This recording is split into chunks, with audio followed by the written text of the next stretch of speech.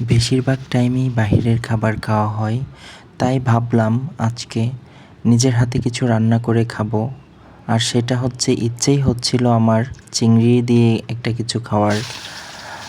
তারপর উত্তরা যে স্বপ্ন সুপার শপ আছে ওইখানে চলে গেলাম অফিস থেকে বের হয়ে। ওখান থেকে খুবই অল্প পরিমাণে চিংড়ি নিলাম, কারণ আমি একা। চিংড়ির মাথাগুলোকে একটা ভর্তা করব, সেই ভর্তার জন্য পেঁয়াজ, কাঁচা লঙ্কা, রসুন, আদা দিয়ে ভালোভাবে ভেজে নিলাম। আমার ভাজা শেষ। এরপর আবার যে বড় চিংড়িগুলো আছে ওইগুলোও দিয়ে সুন্দর করে ভেজে নিব। তারপর আমি তৈরি করব খুবই মজার একটা তরকারি। একটা সবজি নিয়ে আসছি, হচ্ছে চিচিঙ্গা।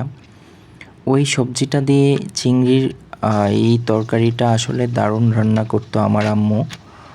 যাই হোক, এখন তো নিজে রান্না করে খেতে হবে, বাহিরের খাবারে আসলে পেট ভরে না। তো এই যে বসিয়ে দিলাম, এবং খুবই যত্ন, আসলে পুরুষ যা রান্না করে খুব যত্ন সহকারে রান্না করে। বসিয়ে দিলাম, এগুলো কষাবো ভালোভাবে। কষিয়ে তারপর চিংড়ি দিব, তারপর পানি দিয়ে দিব। এই তো আমার হয়ে যাবে। খুবই সিম্পল রান্না। আসলে আমার চ্যানেলটা নতুন, যারা ভালো লাগে লাইক, কমেন্ট, শেয়ার করবেন। আল্লাহ হাফেজ।